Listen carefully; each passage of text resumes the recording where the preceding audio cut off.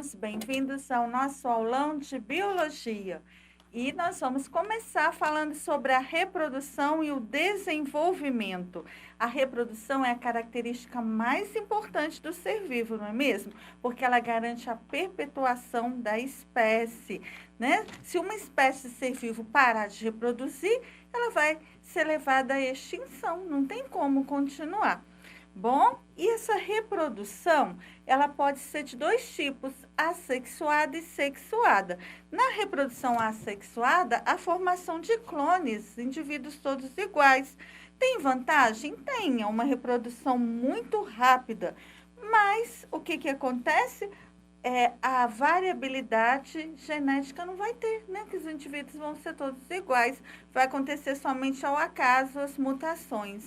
Bom, tipos de reprodução assexuada, os básicos é a divisão binária ou cisparidade, é a esporulação, formação de esporos, brotamento, a formação de brotinhos. Estaquia, quando a gente pega um pedacinho do caule de uma planta ou de uma folha, por exemplo, especialmente suculenta.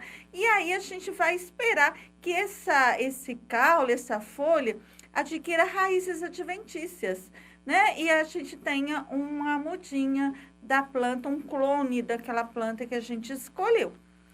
Então, né, são alguns exemplos de reprodução assexuada. Já a reprodução sexuada, ela gasta mais energia para acontecer, mas ela tem a grande vantagem da variabilidade genética dos indivíduos.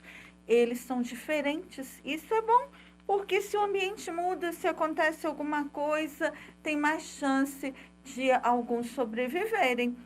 É a principal causa dessa variabilidade genética na reprodução sexuada é a hora de formação dos gametas, onde ocorre a distribuição aleatória dos cromossomos paternos e maternos, daquele parzinho de homólogos nas células filhas. Isso dá uma grande variabilidade. Está em primeiro lugar essa causa de variabilidade. Em segundo lugar é o crossing over. Lá na prófase 1 da meiose, na subfase de paquíteno, acontece aquele sobrecruzamento com troca de pedacinhos entre as cromátides homólogas que estão mais pertinhos, lá na tétrade. Lembraram? Muito bem, agora vamos falar um pouquinho da reprodução humana e da contracepção. Então, vamos falar do aparelho reprodutor aqui no desenho. Aqui a gente tem o aparelho reprodutor masculino e tudo começa nas gônadas, que são os testículos, onde vai ocorrer ali nos túbulos seminíferos a fabricação, né, de espermatozoide, a espermatogênese. E vai acontecer nas células de Leydig a produção, ou células intersticiais, a produção da testosterona, que é o hormônio sexual masculino. Depois, a gente tem o epitídimo, onde acontece o armazenamento, o aperfeiçoamento dos espermatozoides, e o canal deferente, que vem subindo um de cada lado. Lembrar que os testículos, eles ficam no escroto, ou saco escrotal, por causa de quê? Porque para funcionarem bem, a temperatura tem que ser mais baixa do que a corporal, né? Quando não desce os testículos, caracteriza a criptorquidia, que nós já estudamos, então tem que voltar os testículos para o saco escrotal. Os canais deferentes, um de cada lado, vão se unir aqui logo depois de passarem pela próstata, formando o canal ejaculatório, e depois a uretra, que vai percorrer, né? Então, aqui depois que recebem secreção das vesículas seminais, aqui, vesícula seminal, uma de cada lado, mudam para canal ejaculatório e logo depois para uretra. E aí, a próstata, ela tem uma função muito importante, que é produzir uma secreção alcalina para neutralizar a acidez da vagina, ela é muito ácida. Desde a puberdade nas meninas, por estímulo do hormônio estrogênio, as células da vagina vão produzindo o glicogênio, que vai sofrer ação ali de bactérias que vão produzir ácido lático. É importante essa acidez que protege a vagina de micróbios, mas os espermatozoides também não gostam dessa acidez, por isso dependem da secreção da próstata.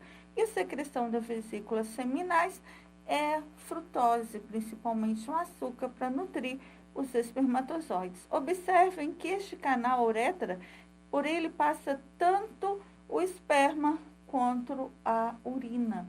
então o canal comum para esperma e para urina. E a glândula do pênis, aqui nós já estudamos, tem uma dilatação que é chamada fossa navicular, que é para evitar a pressão, né, na hora de urinar, na hora de ejacular, para não romper nenhum vasinho. E temos também em volta da glande, as glândulas de Tisson, que vão fabricar um líquido que vai lubrificar o pênis na hora da relação sexual. Tem também as glândulas de Bartoli, as glândulas de Cooper ou bulbo uretrais, que também vão produzir um líquido para limpar ali o canalzinho da uretra. Nós já estudamos isso.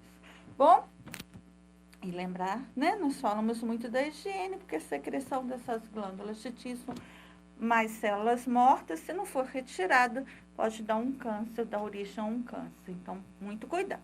Agora, o feminino, ele é composto pelas gônadas sexuais, que são os ovários, tubas uterinas, útero, vagina, certo? E a genitália externa não é vagina, ela se chama vulva ou pudendo feminino. E aqui ocorre a produção dos hormônios sexuais femininos, estrógeno e progesterona, e também a formação ali do ovócito secundário, porque quando sai do ovário, ainda é ovócito secundário, aqui mais ou menos terço médio da tuba uterina, se ocorrer fecundação, o espermatozoide tocar no ovócito secundário, aí ele vai se transformar em óvulo e logo depois vão unir os pronúcleos. Muito bem, essa camada aqui que reveste internamente o útero, a gente chama de endométrio. Aqui o colo do útero, que dependendo do dia, se tiver fértil ou não, é um muco diferente que fica ali no colo do útero, como nós já estudamos. Bom, o sistema endócrino e a reprodução. Bom, o sistema endócrino é formado por glândulas que produzem ali os hormônios. Hormônios são substâncias que vão ser lançadas diretamente no sangue. Então, para fazer parte do sistema endócrino, não é toda glândula, não. É glândula que vai jogar sua secreção no sangue, não é verdade? E as relacionadas com a reprodução são a hipófise, a adenohipófise, e a gente vai falar das glândulas sexuais, ovários e os testículos. Os ovários do sistema reprodutor feminino e os testículos, é claro, do sistema reprodutor masculino. Quais são os hormônios liberados pelo ovário sob estímulos dos hormônios da hipófise? Estrógeno e progesterona. E dos testículos, testosterona. Então, tanto os ovários como os testículos, para produzir os seus hormônios, eles são estimulados pela hipófise. Né? O que acontece ali? A hipófise, mais precisamente a adenohipófise, ela vai produzir o hormônio FSH. No caso da mulher, no primeiro dia que ela fica menstruada, já começa essa produção, porque já está se preparando um próximo ciclo menstrual. Então, no primeiro dia, começa a ser produzido o hormônio FSH, que ele vai atuar lá nos ovários das meninas e vai fazer com que um folículo, que já estava ali desde que ela estava no ventre da mãe, esse folículo, ele continue a sua meiose, ele aumente de volume e o ovócito que está lá dentro dele e as suas células também vão se multiplicando, vão aumentando. Bom, aí esse folículo ovariano, é chamado folículo de Graafi, ele vai começar, sob a ação do FSH, a produzir também o hormônio estrogênio. Esse hormônio estrogênio, ele vai para o sangue, né? Ele é responsável pelas características sexuais secundárias, e ele também, quando tiver bastante no sangue, ele vai reduzir esse FSH que já estava sendo liberado, e a hipófise vai começar a produzir um outro hormônio chamado LH. Esse hormônio LH, ele vai induzir a ovulação, vai fazer com que as células foliculares em volta do ovócito secundário, elas se rompem, né, elas vão pegando bastante líquido ali e se arrebenta e libera o ovócito secundário, que as tubas uterinas vão captar esse ovócito secundário, certo? Aí, o que sobrou do folículo, ele vai se juntar e vai formar um corpo amarelo. Esse corpo amarelo, ele vai começar a produzir muita progesterona. Continua um pouco de estrógeno, mas muita progesterona. Só na hora que ele arrebenta que ele não está produzindo nada, mas depois que ele vira um corpo amarelo, as células foliculares, elas vão produzir muita progesterona. E o estrógeno também. E essa muita progesterona vai preparar o útero para uma possível gravidez, certo? Até que chega um ponto que esse estrógeno, essa muita progesterona, vai inibir a hipófise a liberar FSH, que já estava diminuído, mas ainda tinha produção, vai inibir de liberar o LH.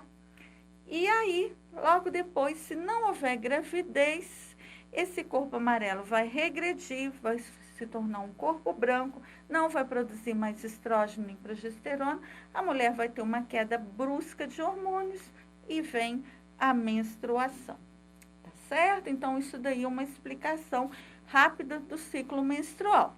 Já nos meninos, o FSH, ele vai ser responsável pela formação dos espermatozoides e o LH para estimular a produção das testosterona responsável pelos aparecimento das características sexuais secundárias masculinas, barba, voz grave, ombros volumosos, etc. Certo?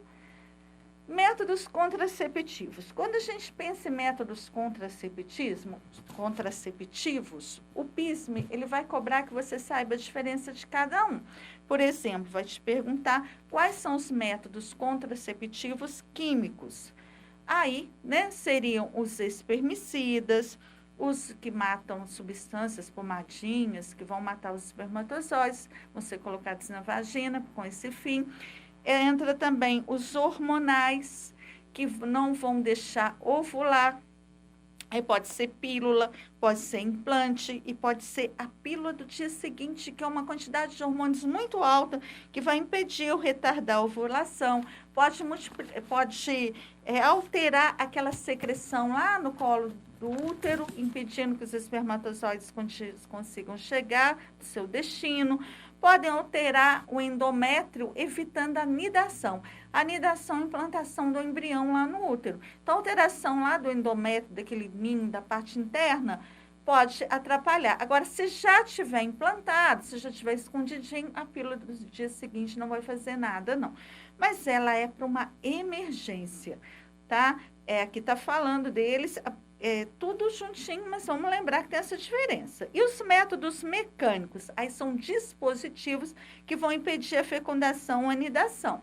Aí dispositivos, aí já entra a camisinha, o diafragma, o DIU, que tem, né, o DIU que libera sais de cobre, que libera cobre ali, que é espermicida, tem o DIU que libera hormônios, que já vai ser um método hormonal, mas é um dispositivo que coloca no útero, tem um anel vaginal inserido na vagina e outros. E os métodos naturais, eles não utilizam substâncias ou objeto, não.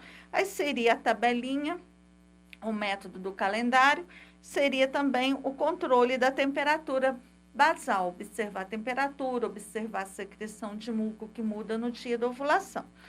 E os métodos cirúrgicos, a laqueadura das tubas e a vasectomia ou deferentequitomia. Por que esse nome? Porque ela é feita lá, né, que ela corta aqueles canaizinhos, os canais deferentes, e aí não tem jeito do espermatozoide chegar, né, ele sair pela uretra masculina.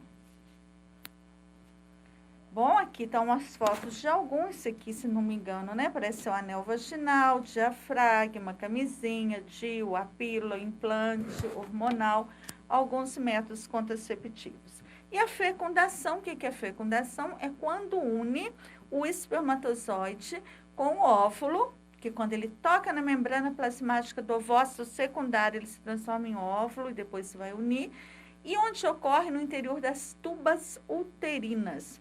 E logo depois, o óvulo ele vai, né, em direção ao útero, para acontecer ali no útero a nidação. E aí, como é que acontece logo depois da fecundação? O ovo ou zigoto vai se dividindo, vai passando por divisões mitóticas até formar um indivíduo propriamente dito. Então, divisões mitóticas primeiro, depois diferenciação celular. Então, a gente tem as etapas, como vocês estão vendo aqui, ó. a fertilização, encontro do espermatozoide com óvulo. Aqui a gente tem 2 balastômeros, aqui a gente tem 4, a primeira divisão é assim. Depois, esses 4 se dividem transversalmente aqui em 8, né? E, finalmente, nos mamíferos, a gente tem a blástula, que recebe o apelido carinhoso de blastocisto, porque ela é formada pelo trofoblasto e aqui dentro o embrioblasto. O trofoblasto vai dar origem, juntamente com o tecido materno, à placenta. E o embrioblasto vai dar origem ao embriãozinho. Então, às vezes cai também no PISME, até que ponto, né, do desenvolvimento embrionário eu teria células tronco totipotentes.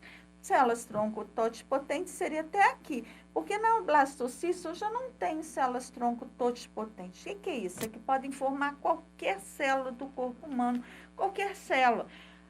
Aí eu já não tenho aqui no blastocisto, porque se eu tirar do embrioblasto, eu formo qualquer célula do embrião, menos a placenta. Se eu tirar aqui do trofoblasto, eu vou formar placenta, então seria mesmo na fase de mórula, depois nos embriõezinhos de mamífero, já não é células tronco totipotentes, já seriam pluripotentes.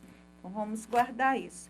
Depois aqui, voltando aqui, olha, depois a gente tem primeiramente a segmentação, depois a blástula vai sofrer um dobramento, vai formar a gástrula, e finalmente nós temos a formação dos órgãos, numa fase da embriologia chamada de organogênese. Vamos dar uma olhadinha lá.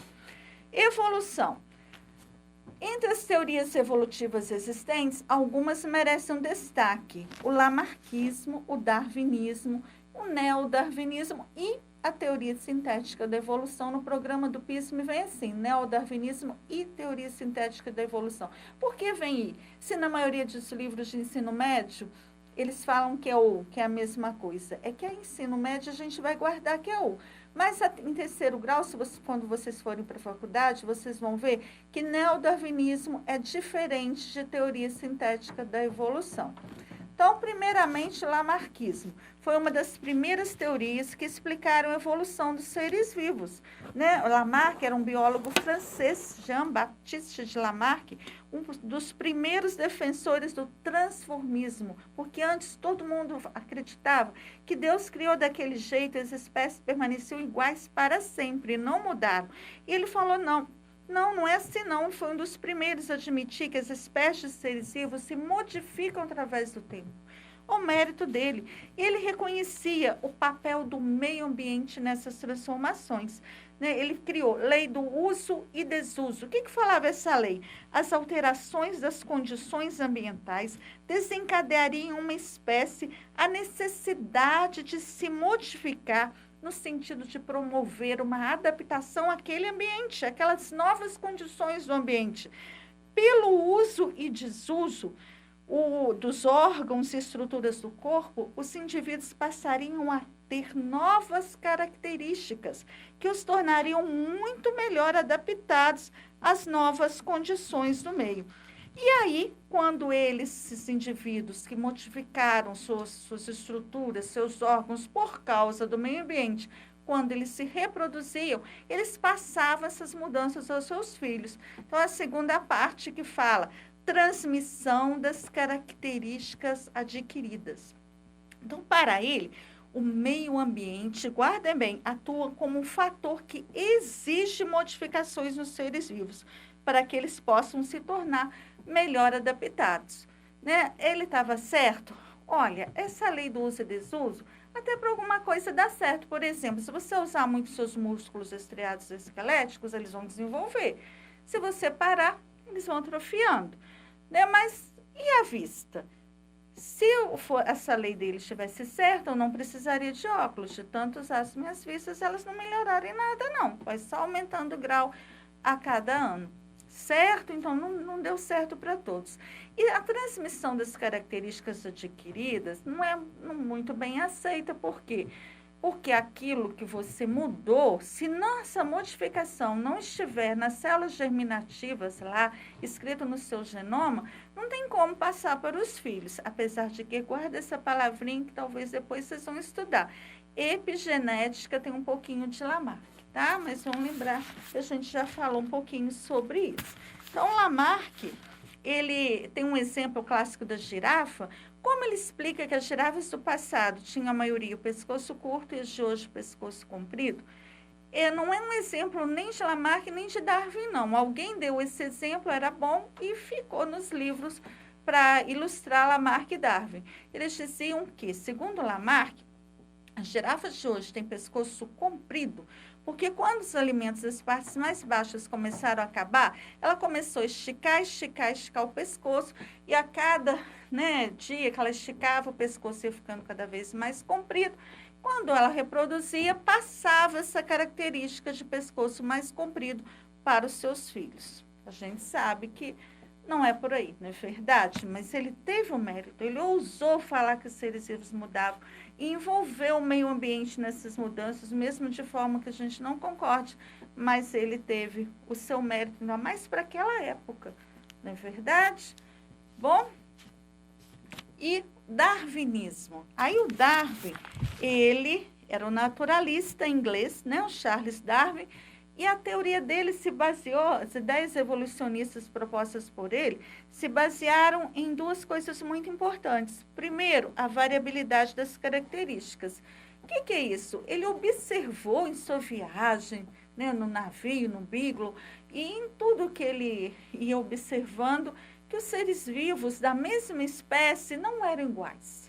Não eram iguaizinhos, haviam diferenças individuais, havia variabilidade dentro daquela mesma espécie. E ele observou também a seleção natural. Ele observou que aquelas características que estavam de acordo com o ambiente, elas eram selecionadas. Havia seleção natural. Bom, mas só que ele não sabia explicar a origem da variabilidade, a origem dessas diferenças. Apesar de ser a seleção um mecanismo correto, Darwin não conseguiu explicar como as características vantajosas surgiam e nem tampouco como elas eram transmitidas, porque ele não tinha conhecimento de genética. Ele não conhecia mutação, não conhecia lá a parte da segregação, dos cromossomos homólogos, do crossing over, ele não tinha essa noção que a gente tem. Então, ele dizia que os indivíduos mais aptos, mais adaptados àquele ambiente, eles eram selecionados. No caso da girafa, ele explicaria assim, haviam girafas de tamanhos de pescoço diferentes, mais curtos, médios, mais compridos, havia variabilidade naquela espécie. Quando o alimento era farto, todas se davam bem. Quando o alimento foi ficando escasso das partes mais baixas, quem tinha o pescoço mais comprido, podia comer os alimentos da parte mais alta melhor, eram selecionados. Certo? Hoje sabe-se que girafa baixa, que o pescoço comprido não é bem assim, mas ficou esse exemplo para a gente entender a seleção natural melhor. E logo depois vem o neodarwinismo, olha em nível de ensino médio, ou teoria sintética da evolução, aí já vai somar a seleção natural de Darwin, os conhecimentos de genética. Então, já vai falar também nas mutações, as descobertas das mutações e o desenvolvimento da genética, falando também na recombinação gênica e na segregação, independente dos pares de cromossomos homólogos na formação dos gametas. Aí já melhorou, já ficou melhor explicado. Bom, e especiação? O que é especiação? Especiação é o processo de formação de espécies novas, mas a partir de uma espécie ancestral. Como é que vai acontecer a especiação? Em virtude das diferenças surgidas no genoma das populações diferentes de uma mesma espécie que condicionam o isolamento reprodutivo. Olha, só a formação de espécies novas quando ocorre o isolamento reprodutivo. Se não ocorrer o isolamento reprodutivo, não é não vão ser espécies diferentes, vão ser a mesma espécie. Então, para ser da mesma espécie, os indivíduos têm que ser capazes de reproduzir e deixar descendentes e férteis, né? Esses descendentes têm que ser férteis. Podemos dividir a especiação em 3 tipos básicos: alopátrica, simpátrica e parapátrica. O que é uma especiação alopátrica? Alo é diferente, pátrica, pátria. Ocorre quando aquele grupo, aquela espécie, ela passa a ser separada. Passa a acontecer ali uma barreira geográfica dividindo em 2 grupos, por exemplo. Então, houve um isolamento geográfico primeiro para ser especiação alopátrica. Por exemplo, há mais de 1 milhão de anos, havia só uma espécie de macacos, no caso dos chimpanzés e bonobos, não era separado, até que veio o rio Congo, que separou aquele grupo em 2. Um ficou numa margem, outro ficou no outro. Mais de 1 milhão de anos se passaram. As mutações, a variabilidade que aconteceu num grupo, né, foi acontecendo no outro. Mas o ambiente diferente, a seleção natural foi agindo de maneira diferente até que se tornaram espécies diferentes. Aí a gente tem Pan-troglodites, que é o chimpanzé, e Pampaniscos, que é o bonobo. 2 espécies diferentes de macacos. Então, tem que haver primeiro o isolamento geográfico para acontecer a especiação alopátrica, de modo que depois, se você aproxima essas espécies, elas não reproduzem mais, ou se reproduzir, não deixam descendentes férteis. E a especiação simpátrica é ali no mesmo lugar, não há um isolamento geográfico. Acontece muito com plantas, por exemplo, uma planta fértil 2N produz gametas N. Então, entre elas, vão unir gametas e vão formar uma planta 2N fértil. Mas, por um erro, uma planta 2N, ela pode formar gametas 2N, que se unirem vão formar uma planta 4N, que é fértil também. Mas se essas duas, elas se reproduzirem, a 2N produz gametas N, a 4N, 2N, se elas se reproduzirem, vai formar uma planta 3N, que é uma planta estéril. Então, se formou espécies diferentes entre a planta 4N e a 2N dentro daquele mesmo lugar. Então, se chama especiação simpátrica. E a parapátrica ocorre quando 2 populações de uma mesma espécie vão se diferenciar, porque elas moram próximos, mas o ambiente é bem diferente, né? Ecologicamente distintas essas áreas, e por estar em áreas de contato, é possível o intercruzamento e acaba gerando indivíduos híbridos. Genéticas das populações. A genética de populações ou genética populacional é um campo matemático da biologia que estuda a composição genética das populações e as mudanças nesta composição que resultam da influência de vários fatores. Olha, vamos entender melhor. Em uma população, se a frequência dos genes e dos genótipos permanecem constantes ao longo do tempo, a gente pode falar que está havendo um equilíbrio genético ali. Aí essa matemática toda é o princípio de Hertzberg. O que ele diz? Em uma população pamítica, o que é uma população pamítica? Que é uma população grande, que seus integrantes se cruzam a acaso, sem preferências sexuais, em que não atuam fatores evolutivos. O que é isso? Nessa população não está atuando mutação, não está agindo a seleção natural, não está acontecendo migrações, nem endogamia, que é casamentos consanguíneos, nem deriva genética, né? Aí, se isso tudo está realmente certo, né, nessa população, se não está acontecendo nenhum fator evolutivo ali, as frequências gênicas e genotípicas permanecem constantes ao longo das gerações. A frequência do alelazão, por exemplo, do alelazinho, do genótipo azão, permanecem constantes.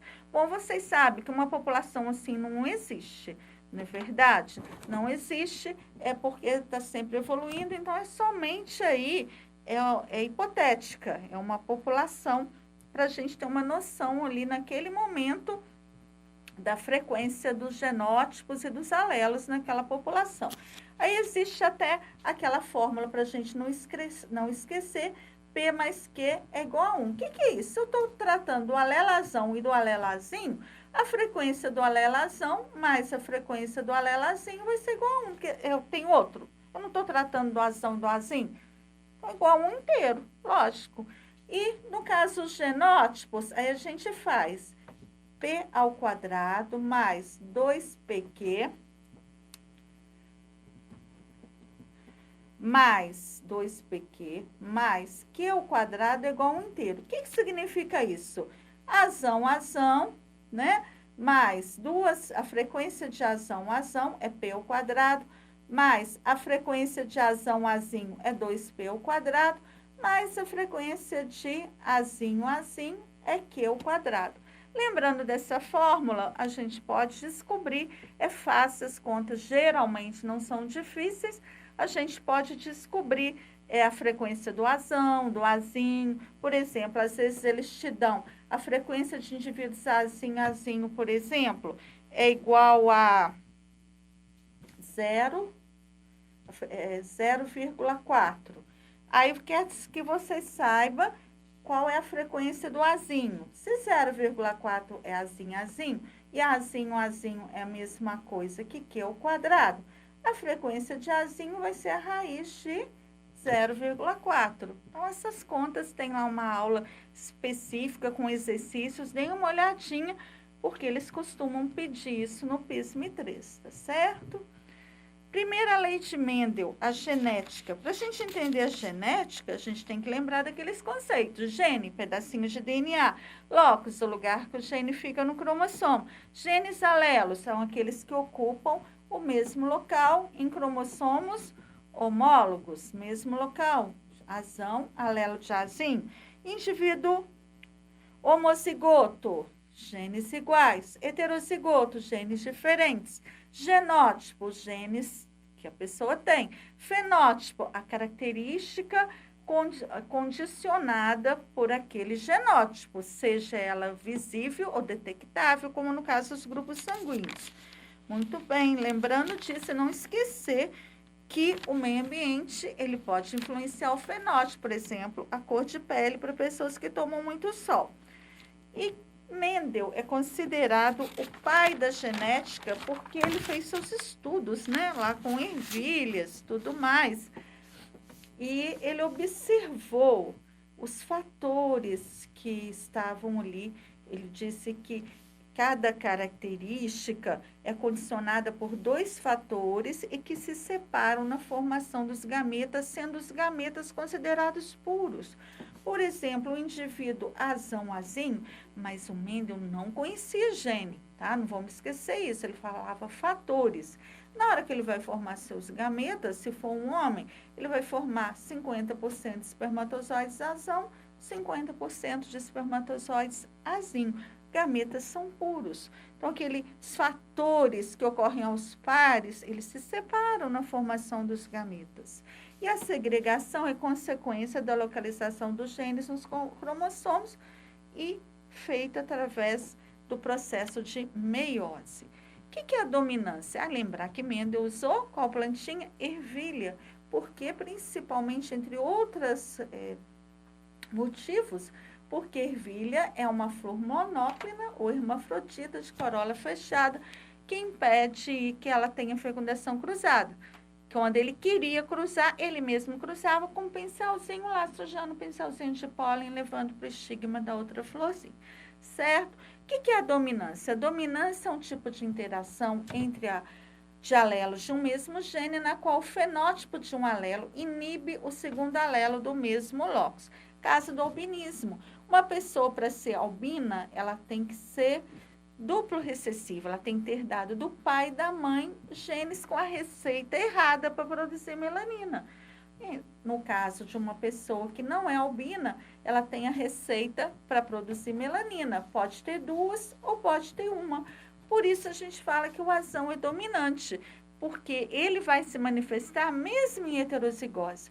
E o recessivo, ele só se manifesta em homozigose, só em dose dupla. A gente representa os dominantes com inicial maiúscula, os recessivos com inicial minúscula.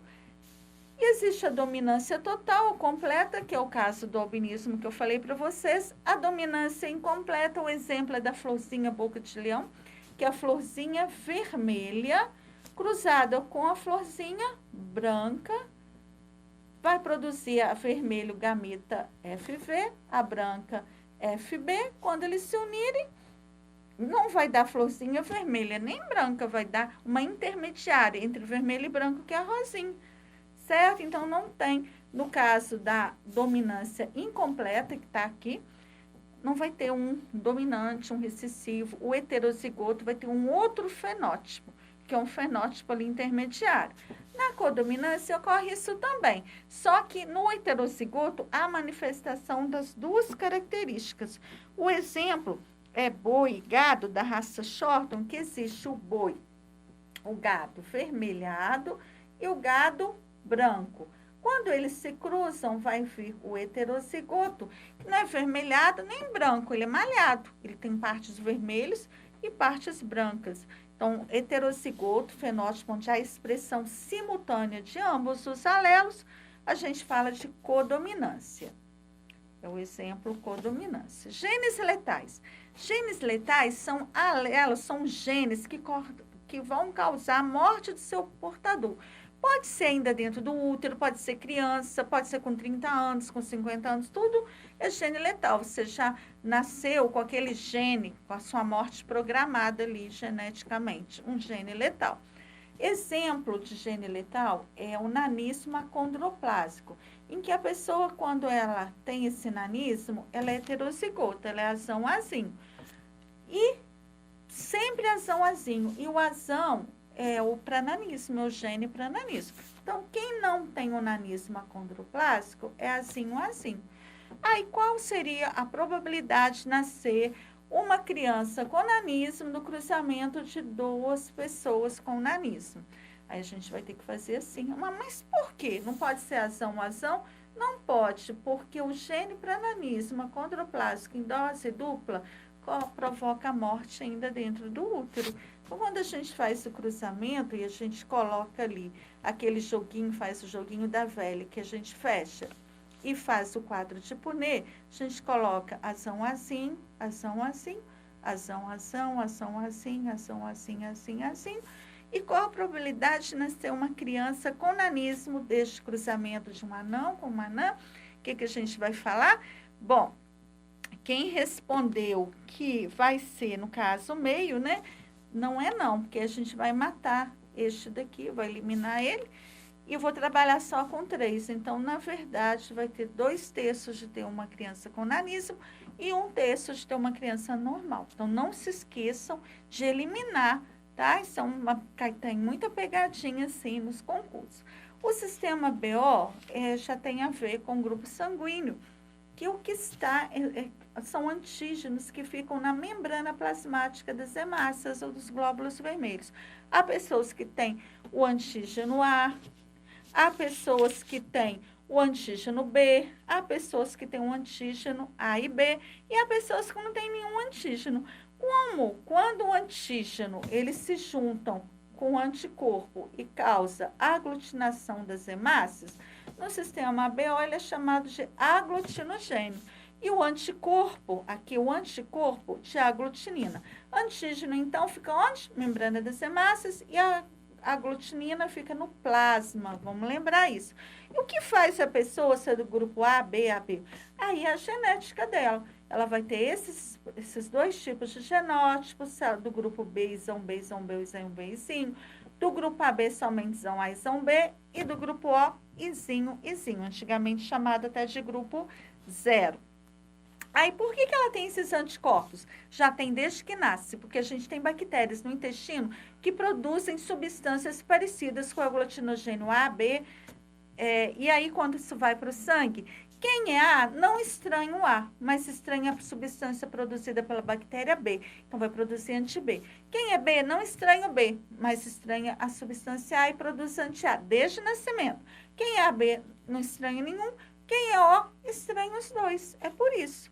Certo? Aí, quem é do grupo A ela pode receber sangue de A e O, porque o O, ele pode chegar no sangue de qualquer um, que ele não tem nada estranho, ninguém vai estranhá-lo. E quem é AB não pode chegar no sangue de ninguém diferente, porque vai ter anticorpos lá e vai estranhar. Então, aqui tá, recebe, né, A e O, AB recebe de todo mundo, é o receptor universal, e o O, tadinho, só recebe dele mesmo, mas doa para todo mundo, então doador universal. E o fator RH já é um outro antígeno, e esse antígeno foi descoberto pela presença dele num grupo, numa espécie de macaco chamado macaca mulata, ou nome vulgar macaco rhesus. E se percebeu, fizeram o teste e percebeu que cerca em média de 85% das pessoas têm esse fator RH, por isso são chamados de RH positivo. E 15% não tem RH negativo. E descobriram que as pessoas RH positivo, basta uma receita. Então, elas podem ser Rzão, Rzão, Rzão, Rzinho. E as negativos, Rzinho, Rzinho. Às vezes, vocês vão ver com a letra D também, tá? Que eu já expliquei isso na nossa aula. Então, se for assim, Dzão, Dzão, Dzão, Dzinho, Dzinho, Dzinho, também tá certo. Só que nós não temos o antígeno, no caso, o anticorpo, só se a gente entrar em contato, quem é negativo, não tem o anticorpo no seu sangue, como é o caso do sistema BO por causa das bactérias, não. A gente não tem nenhuma bactéria que produz o fator, coisa parecida com o fator RH. Então, quem é RH negativo, genótipo Rzinho, Rzinho, só vai começar a produzir anticorpos se entrar em contato com o positivo. Isso lembra a eritroblastose fetal. O que é eritroblastose fetal? É quando a mãe, sempre assim, mãe RH negativo, está esperando um bebezinho RH positivo. Para esperar o bebezinho RH positivo, se ela é Rzinho, o bebezinho tem Rzão, ela só pode ter o marido, o pai da criança ser positivo. Concordam? E aí, o que acontece? A placenta não deixa as hemácias entrarem em contato, mas mais perto do parto, ela pode ficar com mais rachadura e passar hemácias da criança com o fator RH para a mãe vai estranhar, vai começar a produzir anti-RH, anti-RH fica no plasma, vai passar para a criança e ela vai nascer. Se for a primeira vez, não vai ter muito problema, não. A mãe toma uma vacininha e tudo bem. Mas se ela não tomar essa substância para tirar essas hemácias, para destruir essas hemácias da criança que passaram para ela não precisar de se preocupar de produzir anti-RH, a partir do segundo filho positivo que ela tiver, aí pode ter problema, aí pode ter a doença hemolítica do recém-nascido ou a eritroblastose fetal, certo? Vamos lembrar disso. Então, qual é a condição? Mãe RH negativo. Tem que ser assim. Lembrou da mãe, vocês vão lembrar como ser o pai, que a criança tem que ser diferente. A segunda lei de Mendel, lei da segregação independente, estabelece que cada par de alelos, né, o alelo que você recebeu do seu pai e o alelo que você recebeu, na verdade, estou mostrando aqui os cromossomos, né? O cromossomo que você recebeu do seu pai, o cromossomo que você recebeu da sua mãe. Quando começa lá, acontece a meiose, primeira coisa vem a intérfase, eles vão duplicar, depois separam os homólogos e finalmente separam as cromátides irmãs. E aí, nós temos 23 pares de cromossomos. Esse separadinho só vai para cada gameta só um cromossomo de cada par? Essas combinações são todas ao acaso. Às vezes, num gameta vai o que você recebeu, o número 1 que você recebeu do pai, número 2 que você recebeu da mãe, 3 do pai, 4 da mãe. No outro gameta vai 1 do pai, 2 do pai, 3 do pai, 4 da mãe. E assim vai. Há tantas combinações possíveis nessa segregação independente, há mais de 8 milhões, porque é 2 elevado a 23, que são 23 pares de cromossomos na espécie humana, certo? Então, a segunda lei de Mendel vai dizer isso, vai falar da segregação independente. Os pares de fatores, porque Mendel não conhecia genes, não se esqueçam disso, para 2 ou mais características, segregam-se de forma independente na formação dos gametas. Então, lembrar lá daquele quadro e a proporção da F2, quando a gente cruza dois duplos heterozigotos, ó, aqui azão, azinho, lembrar como é que se formam os gametas, azão, bezão, azão, bezinho, azim, bezão, azim, bezinho, cá também. Aí, se você quer fazer o quadro, aquele quadro vai ter 16 casas, estão lembrados? E a proporção da F2, quando a F1 é dois duplo heterozigoto, é sempre 9 por 3 por 3 por 1. Significa 9 com as duas características dominantes, 3 com uma delas, 3 com a outra e 1 tudo fraquinho, tudo recessivo. Lembraram? Então, não vão esquecer disso na hora de fazer exercícios envolvendo a segunda lei de Mendel. Tipos de herança. Agora estamos falando das heranças que têm relação com o sexo. Herança holândrica. Sabemos que o par de cromossomo sexual das meninas são 2 cromossomos muito importantes, XX. E dos meninos é um X e uma michuruquinha, que é o Y. Vamos falar de heranças relacionadas a esses cromossomos. Herança holândrica, quando os genes ficam no cromossomo Y, numa região aqui nessa dobrinha aqui, por exemplo, que o X não tem. Então, são exclusivos dos meninos. Os genes ficam numa região do Y que o X não tem. Exemplo, essa hipertricose aqui, vocês podem riscar, porque ela hoje não é mais um exemplo de herança holândrica ou herança restrita ao sexo. Ela já observou que não tem nada a ver mais com isso, não. Um bom exemplo de herança holândrica ou herança restrita ao sexo seria as características de menino mesmo, formação dos testículos, lá, produção de espermatozoides, seria relacionado coisas só que os meninos têm. Herança influenciada pelo sexo, um exemplo clássico é a calvície, que nós vimos que o gene da calvície, ele se comporta de modo diferente nos meninos e nas meninas. Nos homens, ele se comporta como dominante. Um homem heterozigoto vai ser calvo. E nas mulheres, ele se comporta como recessivo. Uma mulher heterozigota não vai ser calva. Lembraram? Herança influenciada pelo sexo. Herança ligada ao cromossomo X, ela vai falar de genes que ficam no cromossomo X, no lugar que o Y não tem, na região que não é homólogo ao cromossomo Y. Aí, neste caso, os filhos homens são os mais afetados, porque os meninos só têm um X. Aí a gente vai falar em hemizigose. Basta apenas uma dose do gene recessivo para o menino ter o problema. Por exemplo, hemofilia, daltonismo, distrofia muscular de Duchenne, entre outros genes relacionados ali com a herança ligada ao sexo. Olha lá os probleminhas, né? Tem até um caso muito interessante. Uma mulher teve um filho com hemofilia, culpou o marido que trabalhava numa usina nuclear. Verdadeiro ou falso? E o marido era normal. Falso. Por quê?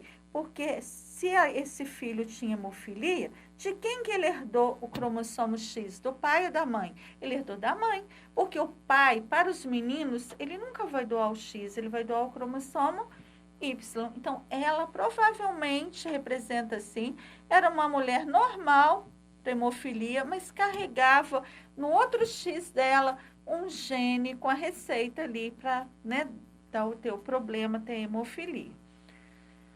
Heredograma é uma maneira muito interessante de representar lá, né, a árvore genealógica ali para mostrar, para você poder exemplificar uma herança através de símbolos. Você usa um homem quadradão, a mulher é um círculo, aqui você puxa os filhos, por exemplo, aqui o primeiro um menino, segundo uma menina, terceiro um menino, e aqui casou, né, com de outra família, casou com de outra família, teve uma menininha, teve um menininho, e observa que eles são primos, primos que se casaram. Então, se casaram primos, casamento consanguíneo, vou representar com 2 traços. E vou puxar aqui um casalzinho, não, vou colocar 2 meninos, porque eu vou colocar mais um traço, marcar que são gêmeos monozigóticos. Representei ali. Aí, por esse heredograma, já dá para a gente saber por que os casamentos consanguíneos podem trazer mais riscos de vir malformações, alguma herança que não é de interesse. Exemplo, suponhamos que esse paizinho aqui tem um gene para idiotia, um problema que dá cegueira, morte na infância. e ele nem sabe que ele tem o isão, que não dá esse problema. Casou com uma mulher de outra família que tem outros genes problemáticos, é de surdez, de nanismo, mas não tem esse. E aqui, né, no caso, eles tiveram esses filhos aqui. Esse aqui não tem, esse aqui tem o gene da idiotia que herdou do pai, mas nem sabe. Casou com outra família, moça de outra família, os dois que não têm o gene.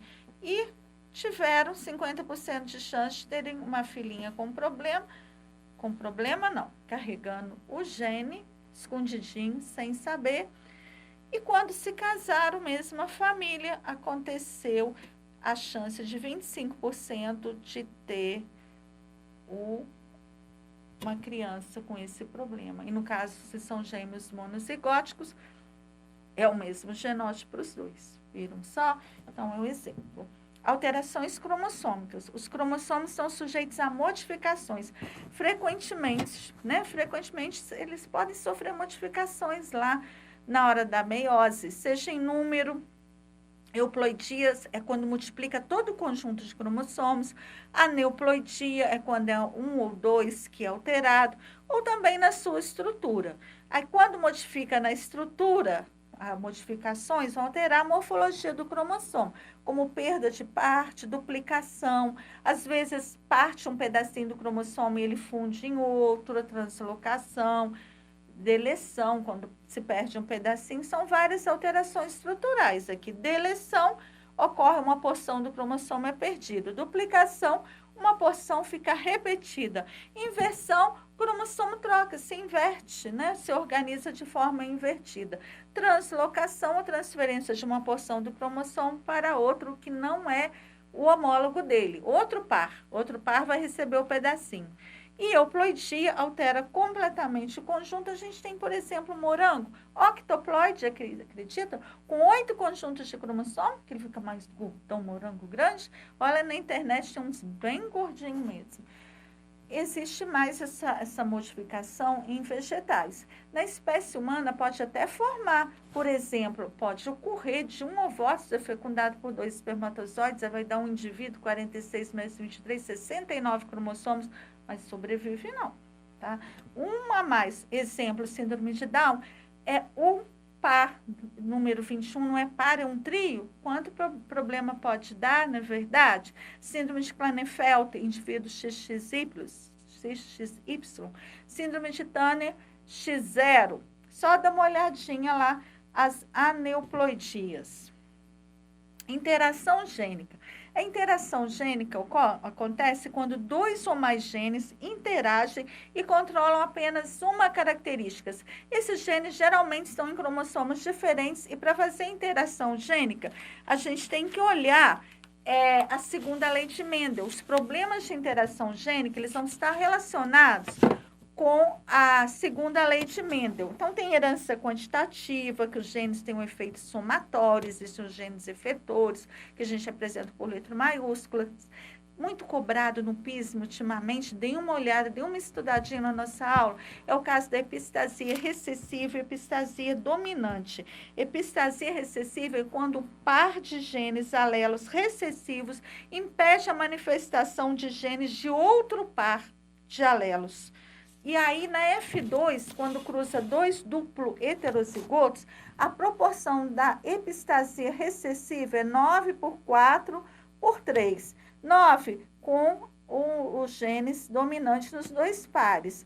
4 com o dominante num par só e mais, né, aquele todo recessivo. Se, por exemplo, eu estiver falando que o Azinho é o par epistático, é o par que vai atrapalhar. E 3 que vai ter o Azão e o Bzinho. Certo? E a epistasia dominante, ela já é diferente. A proporção da epistasia dominante é 12 por 3 por 1. Porque seria um alelo dominante impedindo a ação dos outros. Do outro par. Então, atenção, deem uma olhadinha na nossa aula de interação gênica, deem uma olhadinha, não se esqueçam de olhar epistasia recessiva, epistasia dominante. Pleiotropia é o caso de um par de alelos ser responsável por mais de uma característica. Exemplo, a fenilcetonúria, causada por um gene recessivo que vai fazer com que a criança não produza uma enzima que transforma o aminoácido fenilalanina em tirosina, e com isso vai formar um ácido fenilpirúvico que vai acumular no cérebro, pode dar retardo mental, e também a tirosina, por ser necessária na construção da melanina, a criança não vai ter menos, e ela vai ficar muito branquinha, mesmo tendo genes para produção de bastante melanina. Então, pleiotropia é isso. Um outro exemplo também seria anemia falciforme, que não causa uma característica só, não. São várias características, somente um par de genes.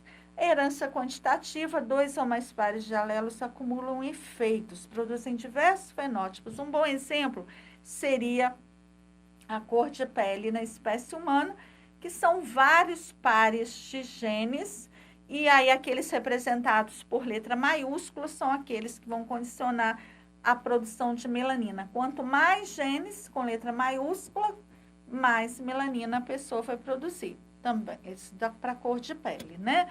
E para a altura, seriam também esses genes efetores. Somatório deles, uma altura maior.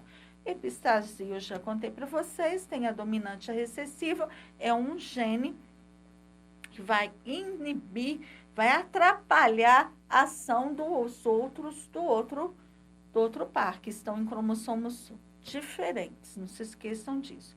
Biotecnologia consiste num conjunto de técnicas que permitem a seleção, a manipulação e a modificação de organismos ou de partes destes.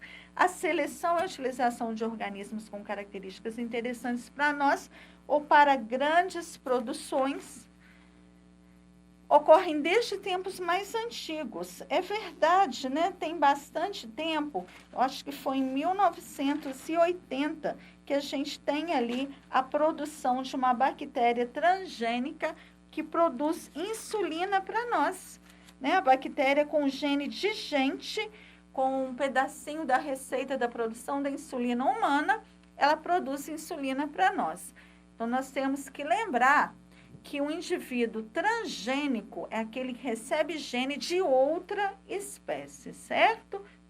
Engenharia genética consiste na manipulação direta dos genes de um organismo, geralmente através de técnicas artificiais. Essas técnicas têm como objetivo melhorar ou criar produtos e organismos, procurando sempre o melhoramento genético. Para criar mamíferos transgênicos, primeiramente, eles fazem a clonagem, né? A clonagem que ficou possível, uma clonagem de mamífero com a ovelhinha Dolly. E logo depois veio a Polly, que é uma ovelhinha clonada, mas eles modificaram essa ovelhinha geneticamente para produzir algumas substâncias de interesse humano. Ecologia. Ecologia é a parte da biologia que estuda as relações dos seres vivos entre si e deles com o meio ambiente. A energia presente no ecossistema, sabemos que ecossistemas são os fatores bióticos e abióticos, caminha entre os diversos níveis tróficos com base na alimentação dos organismos, que tem por objetivo principal adquirir energia para ser armazenada e utilizada nos diversos processos metabólicos.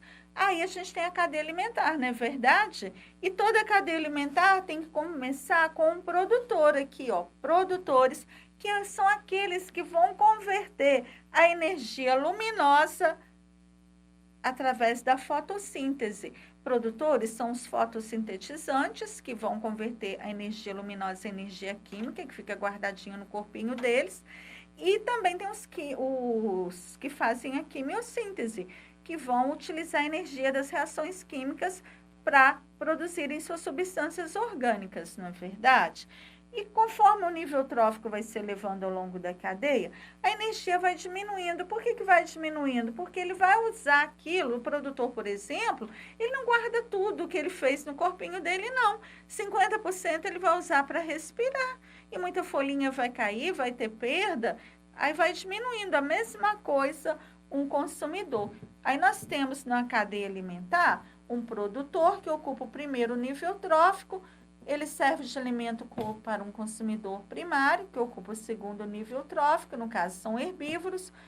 que serve de alimento para o consumidor secundário, que serve de alimento para o consumidor secundário, terciário, e todos os 4, no final, né, vão sofrer a ação dos decompositores, que está no final de toda a cadeia alimentar. Lembrar uma cadeia alimentar, por exemplo, envolvendo o nosso amigo sapo. A gente colocaria primeiro um produtor, que poderia ser milho. Milho serve de alimento para o gafanhoto, gafanhoto para o sapo para a cobra, produtor, consumidor primário, secundário, consumidor terciário. E nós lembramos que existem as teias alimentares, que na verdade não é só cadeia alimentar que a gente vê no ecossistema, a gente vê o entrelaçamento de cadeias alimentares, que é chamado de teia alimentar. Mas tudo tem que começar com um produtor. Ciclos biogeoquímicos. Os ciclos biogeoquímicos são os processos, são os ciclos que possibilitam que os elementos interajam com o meio ambiente, com os seres vivos, garante que o elemento flua pela atmosfera, pela hidrosfera, pela litosfera, né? E os principais ciclos biogeoquímicos, tem mais, dê uma olhadinha na sala, o ciclo do fósforo e do cálcio, não se esqueçam. Mas os mais cobrados, água, carbono, oxigênio e o nitrogênio. O ciclo do gás carbônico começa com gás carbônico lá na atmosfera, o do gás oxigênio também, e o do nitrogênio também com gás nitrogênio na atmosfera. O da água é mais tranquilo de aprender.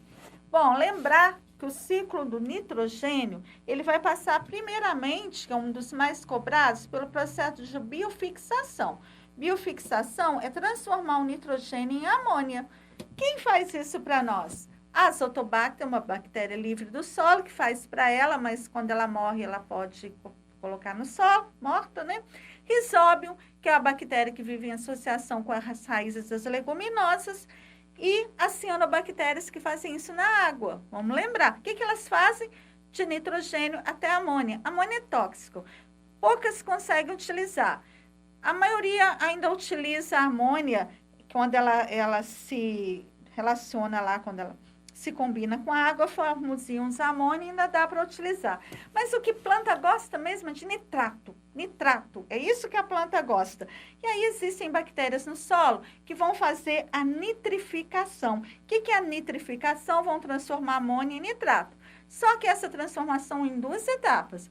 Primeiro, a amônia em nitrito, por um tipo de bactérias nitrosomonas e as nitrosococos, e depois de nitrito a nitrato, que é feito através das bactérias nitrobacter, que são quimiosintetizantes, e vão oxidar para pegar energia e fazer a quimiossíntese, por isso elas oxidam, certo? A primeira parte chama nitrosação, e de nitrito a nitrato, nitratação. Nitrosação mais nitratação é igual a nitrificação. Infelizmente, eles cobram esses detalhes, então é importante que vocês guardem. Além da nitrificação, há a formação de nitrato de 2 outras formas. Tempestades, relâmpagos, porque, olha, o nitrogênio é o gás mais abundante do ar, quase 80% é ele, né? E também através da indústria de fertilizantes. E quem vai, não é ciclo, quem vai devolver o nitrogênio para o ar são bactérias desnitrificantes, o processo chama desnitrificação, principalmente pseudomonas desnitrificans, que ela é uma anaeróbia facultativa lá no pântano, no mangue. Se não tiver oxigênio, ela faz o processo de respiração anaeróbia, devolvendo nitrogênio para a atmosfera, certo? Sucessão ecológica. Sucessão ecológica é um processo gradual de mudanças na estrutura e na composição de uma comunidade. Representa um processo ordenado de mudanças, que vai começar ali pela primeira comunidade, né, que se chama ESSESI, que é a comunidade pioneira, são os primeiros organismos que vão se instalar ali no meio ambiente. Exemplo, se for uma sucessão primária, os primeiros que vão se instalar vão ser os líquens. Se for uma sucessão secundária, as gramíneas. O que é uma sucessão primária? Uma sucessão ecológica primária é aquela que vai se estabelecer num lugar que nunca teve vida, que se formou e não teve vida. Por exemplo, uma rocha que nunca teve vida ali. Quem é que vai ter condição de ficar lá? É só líquen mesmo.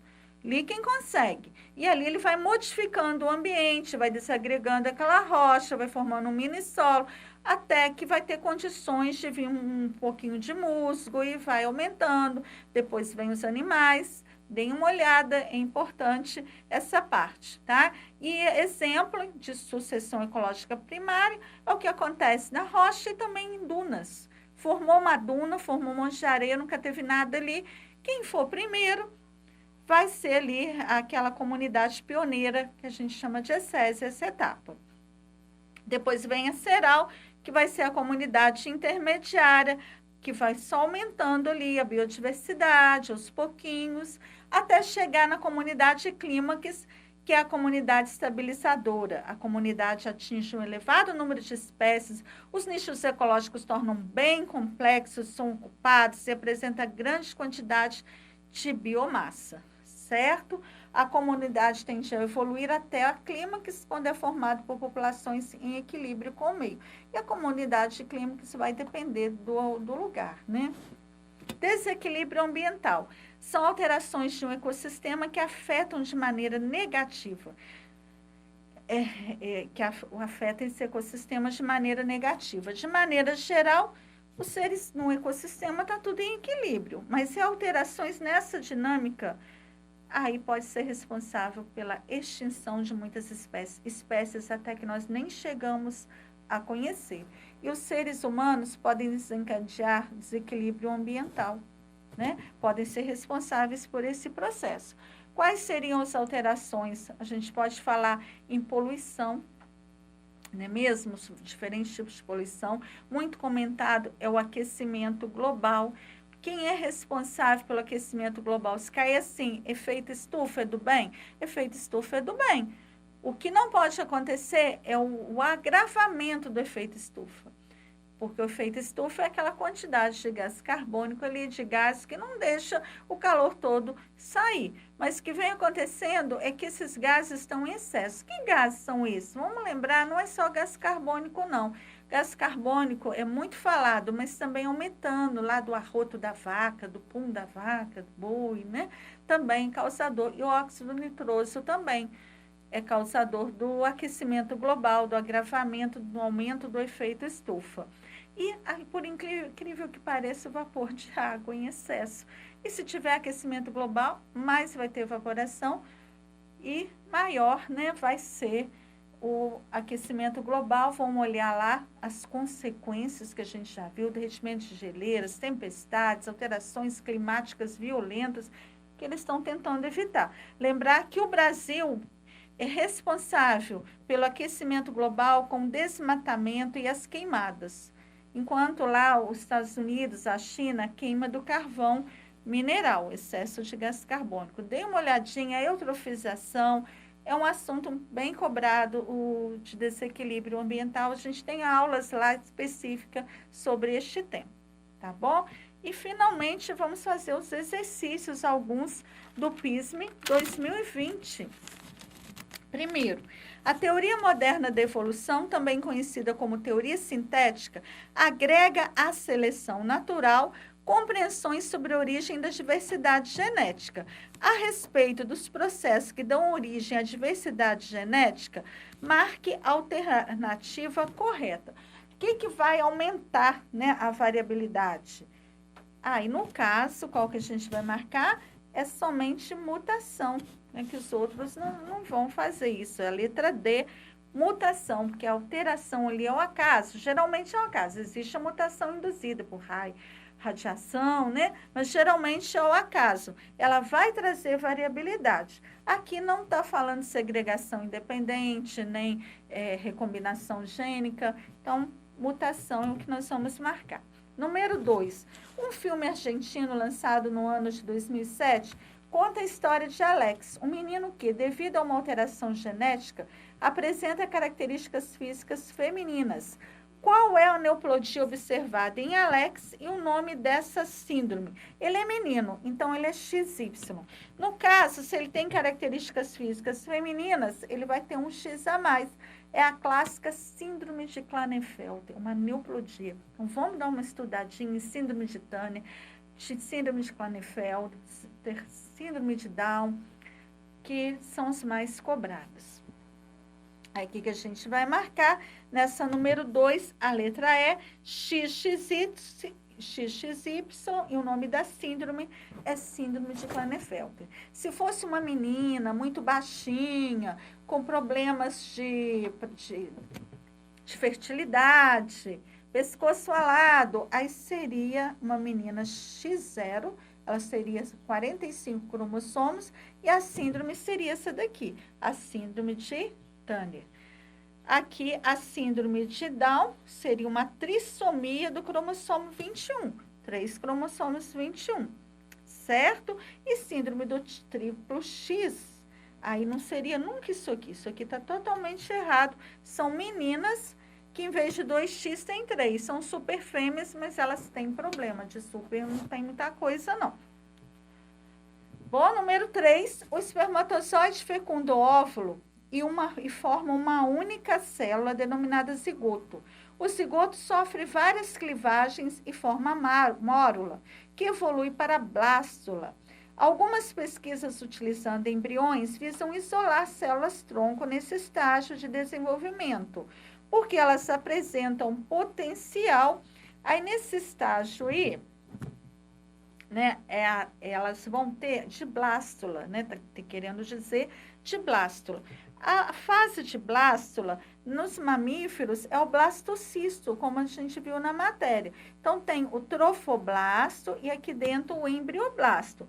Quando chega nessa fase de blástula, essas células não são totipotentes, como eu falei com vocês. Se fosse até essa fase de módulo, elas são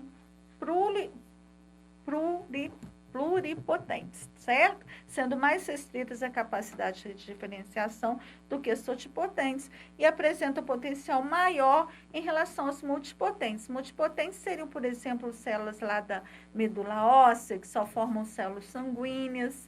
Acho que vocês entenderam. Se a questão falasse fase de mórula, aí seria totipotente, tá? Vamos lembrar. Então, por isso a resposta é a letra D. E a número 4, em 2011, o zootecnista da Embrapa desenvolveu em seu doutorado o Sistema Integrado Alternativo para a Produção de Alimentos, Agricultura Familiar. Ele consiste num sistema integrado de produção de alimentos que contribui com a segurança e a soberania alimentar dos seus beneficiários, em geral, pessoas em situação de vulnerabilidade. O elemento central da tecnologia desenvolvida é a criação de peixes em um tanque construído com materiais de baixo custo, onde funciona um sistema de recirculação e filtragem. Com um balde, um cano de PVC, uma mangueira de limpeza de piscina e uma garrafa PET, constrói sob o filtro. Nessa estrutura, bactérias agem na decomposição dos resíduos metabólicos produzidos pelos peixes, como é o caso da amônia. A amônia, altamente tóxica para o peixe, é transformada pelas bactérias em nitrito ou nitrato. Assim, parte da água do tanque de peixes é utilizada como biofertilizante na irrigação da cultura de hortaliça. O resíduo gerado no cultivo dos peixes também pode ser reaproveitado para a formação de composto e produção de humus de minhoca.